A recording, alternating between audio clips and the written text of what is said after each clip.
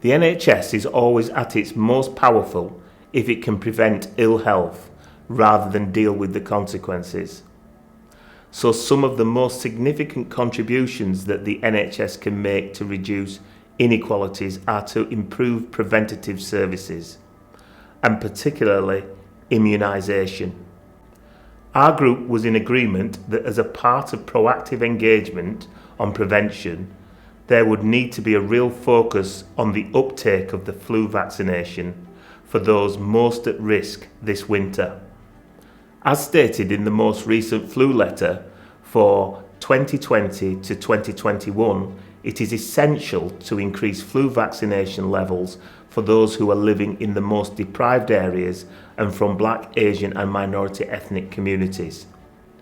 We need to ensure equitable uptake compared to the population as a whole and help protect those who are more at risk if they are to get COVID-19 and flu. This will require high quality, dedicated and culturally competent engagement with local communities, employers and faith groups. Providers are expected to ensure they have robust plans in place for tackling health inequalities for all underserved groups to ensure equality of access. Inequalities in the uptake between these groups and the population as a whole should also be reduced, with the common aim being to level up to the highest uptake levels. In other parts of the world, such as Australia, the impact of COVID has been such that the demand for the standard flu vaccination has exceeded that of previous years.